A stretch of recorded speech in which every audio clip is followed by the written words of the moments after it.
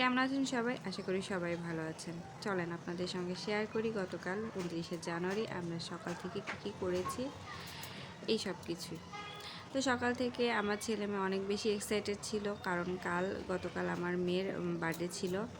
তাই সকাল থেকে ছেলে বলছে স্কুলে যাব না, বোনের বার্থডে আজকে স্কুলে যাব না। তো যাই হোক বলে টলে পাঠিয়েছি, না হলে দুজন এত মারামারি করবে আর স্কুলটাও মিস হয়ে যাবে। তো আমার মারামারি ভয়টা আরও বেশি করে, কারণ যে আমি যে একটু কাজে থাকি ওরা দুজন মানে খেলতে খেলতে এমন মারামারি শুরু করে দেয় আর বলার মতো না। তো যাই হোক, এদিকে আমি সকালে চুলার স্পিডটা একদমই কম ছিল। আমি ভাবলাম কী করবো না করবো, এদিকে আমার কোনো কিছুই গোছানো হয়নি। এদিকে কেক থেকে শুরু করে সব কিছুই যেহেতু একাই হাতেই বানাচ্ছি, সেহেতু টেনশনটা একটু অনেক বেশিই ছিল। তো প্রথমে চুলার স্পিডও যেহেতু কম, তো পোলোয়াটা উঠিয়ে দিলাম, চড়িয়ে দিয়ে আমি কেকের ওখানে চলে যাব। কেকটা তৈরি করা হয়েছে, এখন কেকটাকে একটু মেকআপ করাতে হবে, সাজাতে গোছাতে হবে।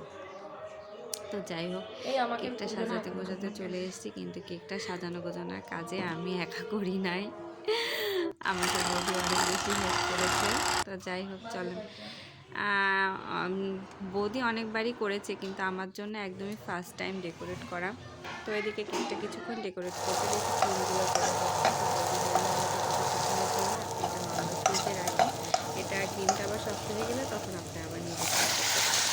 তো ঠিক আছে, আমি যেহেতু কিছুটা দেখে নিয়েছি, তাহলে একটু তারা ছেলেদেরকে স্কুল থেকে আনতে যাবে, তো বৌদি চলে গেল। দেন আমি চিকেনটা তুলে দিয়ে আবার যেহেতু কিছুক্ষণ রাখতে হতো ফ্রিজে কেকটা, যেহেতু ক্রিমটা শক্ত হওয়ার জন্য, তো আমি এদিকে আমার কাজগুলো সেরে নিচ্ছিলাম। দেন আবার কেকের কাছে চলে যাব। এদিকে চিকেন আর পোলাওটা হয়ে গিয়েছে, আর কোনো কিছুই এখনও কমপ্লিট হয়নি।